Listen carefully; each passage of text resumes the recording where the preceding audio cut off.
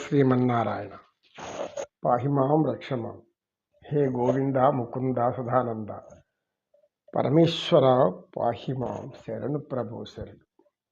మానవులు ఈ యొక్క భూమి మీద బుద్ధి ఇవ్వబడినటువంటి వాడు, మానవులలో మాత్రమే బుద్ధి ఉంది అని వేదశాస్త్రాలు ఘోషిస్తున్నాయి, యోగశాస్త్రాలు ఘోషిస్తున్నాయి, అన్నీ చెబుతున్నాయి. మానవుడికి బుద్ధి ఉంది.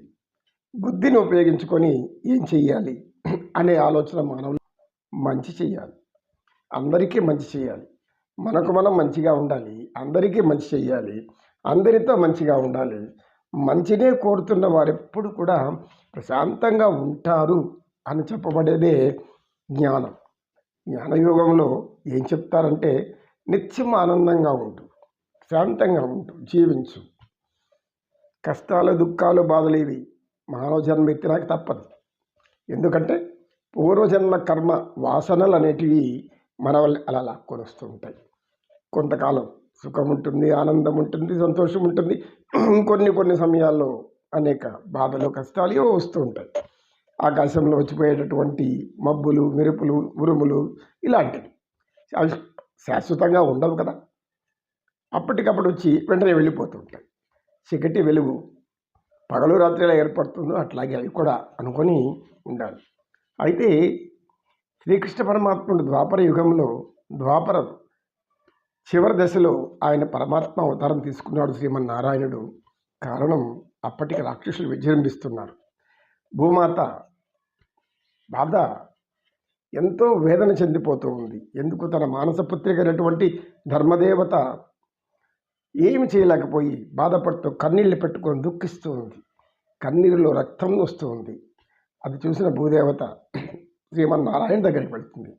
స్వామి, మీరేమో ఈ శేషతల్పం మీద హాయిగా పడుకున్నారు, మా యొక్క సోదరి మీ పాదాల దగ్గర కూర్చుంది, కింద ఏమో నాకు అమితమైనటువంటి భారం నెత్తిన పెట్టేశావు. ఏం చేయమంటావు? రామావతారంలో రాక్షసులను చంపేశావు, రావణాసురుడు లాంటి వారి దుర్మార్గులను, దుష్టులను. ఇప్పుడు ద్వాపరంలో వచ్చారు కంసాది దుర్మార్గులు. కనుక నీవే రక్షించాలి. మన పుత్రిక అయినటువంటి ధర్మదేవత ధర్మము నీకు ఏదైతే పీఠముగా వర్ధిల్లుతున్నావో, ఏ యొక్క పాలసముద్రం మీద ధర్మం అనేటువంటి యొక్క సాధిశేషుని తల్పం మీద పడుకొని ఉన్నావో, అలాంటి నువ్వు మన మానస పుత్రిక అయినటువంటి ధర్మమును గురించి ఆలోచించకపోతే ఎట్లా అని అంటుంది. అప్పుడు లక్ష్మీదేవి, స్వామి ఇంకా మనకు తప్పదా అంటే, తప్పదు లక్ష్మి అంటాడు నారాయణుడు. ఎందుకంటే ఆయన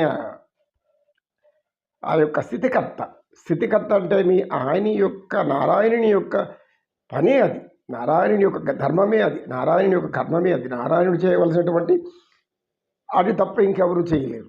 ధర్మ సంస్థాపన, లా అండ్ ఆర్డర్ ఆయన మాత్రమే చూడగలుగుతారు, ఇంకెవరు చూడలేరు. కనుక ఎప్పుడు అధర్మం అక్కడ ప్రబలుతుందో, ధర్మదేవత కన్నీరు కారుస్తుందో, అప్పుడు అవతారం తీయకుండా తప్పదు. కనుక మానవులలో మానవత్వం ఉంటే చాలు. మానవత్వానికి మించితే మానవత్వమున కంటే మించిన దైవత్వం ఇంకొకటి లేదు. మనుషులు మానవత్వంతో ఉంటే మనుషుల మధ్య ఎటువంటి సమస్యలు ఉండవు, అందరూ సుఖంగా హాయిగా జీవిస్తుంటారు. అయితే రాక్షసులతోనే వచ్చిన సమస్య అంతా. కనుక పాపభీతి అనేది లేనివారు పాప పనులు చేస్తూ ఉంటారు. పాపభీతి అనేది సహజంగా మానవుడికి ఉండాలి. ఎవరైతే మనసు ఉంటుందో ఆ మనసులో ఒక పవిత్రమైనటువంటి భావానికి చోటు ఉంటుందో, దయాజాలి కరుణ ప్రేమైనటువంటికి కూడా మూలమై ఉంటుందో, అటువంటి స్థితి వలలో ఉన్నప్పుడు పాపభీతి ఉంటుంది. అవి లేకపోతే పాపభీతి ఉండదు. పాపభీతి లేకపోతే మానవులు రాక్షసులుగా మారిపోతారు. మానవులు కూడా రాక్షసులే. ఎవరిలో అయితే పాపభీతి ఉండదో, దయాజాలి కరుణ ప్రేమ అనేటివి ఇవేవి ఉండవో, పరమాత్ముని గుణాలు ఇవన్నీ పరమాత్ముని గుణాలు. అటువంటి వారు ఖచ్చితంగా రాక్షసులాగా మారిపోతూ ఉంటారు. ద్వాపరంలో అదే జరిగింది. అందుకే పరమాత్మ అవతారం తీసుకున్నారు. ఇప్పుడు శ్రీమద్ భగవద్గీత సాక్షాత్తు శ్రీమన్నారాయణుడు అర్జునునికి బోధించినటువంటి గీతా సారాంశం. అయితే మనమందరం కూడా ముందు తెలుసుకోవాల్సిందంటే భగవద్గీత అర్జునుడికి ఒక్కడికే కాదు చెప్పింది, అందరికీ చెప్పాడు ఆయన. భారతదేశంలో పుట్టినటువంటి ప్రతి మానవుడికి, మానవ స్త్రీలకు, పురుషులకు, పిల్లలకు, పెద్దలకు అందరికీ అవసరమైనదే గీతాజ్ఞానం. ఎందరో మహాత్ములు ఎందరో చెప్పారు.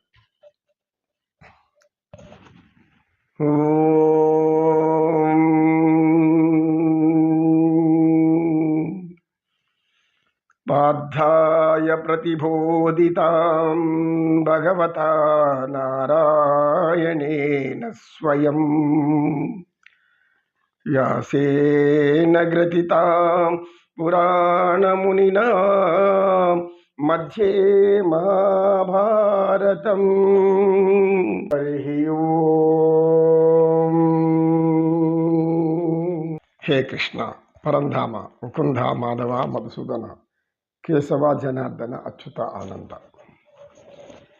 ఓం శుక్లాంబరధరం విష్ణుం శశివర్ణం చతుర్భుజం ప్రసన్నవదనం ధ్యాయే సర్వవిఘ్నోపశాంతయే. సర్వ అభిష్ట సిద్ధిరస్తు. పార్థాయ ప్రతిబోధితాం భగవతా నారాయణేన స్వయం వ్యాసేన గ్రథితాం పురాణమునినా మధ్యే మహాభారతం. మధ్యే మహాభారతం. అద్వైతామృతవర్షిణీ భగవతీ అష్టాదశాధ్యాయనీ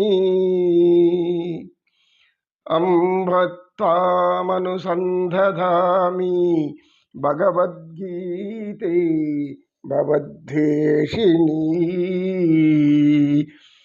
భగవద్గీతే భవద్వేషిణీ. నీ గుణగానము నీ పద ధ్యానము అమృతపానము రాధేశ్యాం. అమృతపానము రాధేశ్యాం.